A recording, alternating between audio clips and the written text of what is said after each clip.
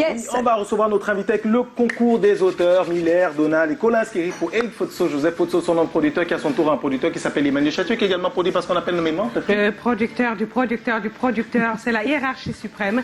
Elle est présidente des Canals d'Or, elle s'appelle Madame Colette Chatieu, Maman Mokonzi. Et tous les soirs ici, on lui dit bonsoir, maman. On l'a dit, Tati, et la Kalakou. Pas bien, Tati. Oh là là. Ah, mais on reçoit un producteur, justement. On reçoit Dex Willy. Est-ce qu'on peut le voir déjà à l'écran, non?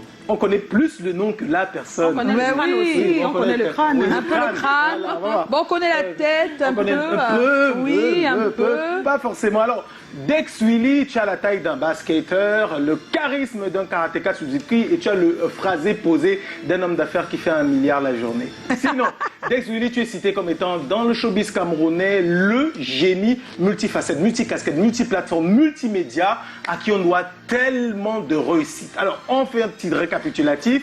Tu étais un grand amoureux de musique parce que tes parents l'étaient aussi, avaient des goûts divers, Sanzibar, Lucky Dubé, quand ils t'accompagnaient à l'école. Tu as baigné là-dedans et tu te lances très tôt. En classe de 4e, tu as déjà fait une première vidéo, tu as déjà un son. Un peu plus tard, tu as déjà un label X-Furax et tu développes des petits camarades. En fait, c'est ça ton truc.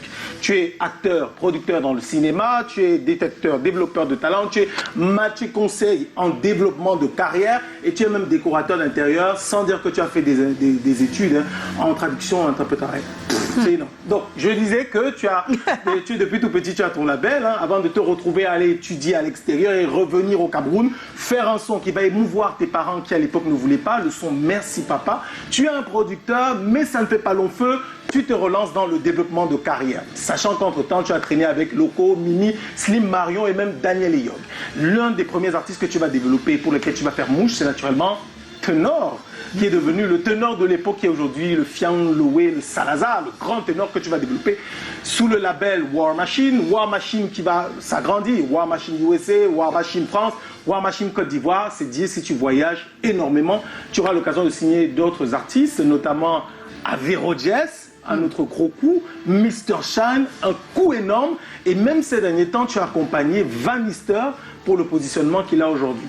Je disais tantôt que tu es acteur et producteur, on t'a vu au cinéma, tu es l'une des plus grosses révélations de la saison 3 de Madame Monsieur, tu es là-dedans, on va dire le gars de Myriel Dange, et dire que quelqu'un d'autre avait refusé le rôle à l'époque et que toi tu l'as juste sublimé. Donc, c'est l'occasion de parler des dessous du showbiz camerounais, pourquoi pas, si on a quelqu'un qui voit l'endroit et l'envers du décor. Bienvenue Dex Willy. Voilà, Dex Willy est notre invité ce soir. Il nous rejoint dans un tout petit instant.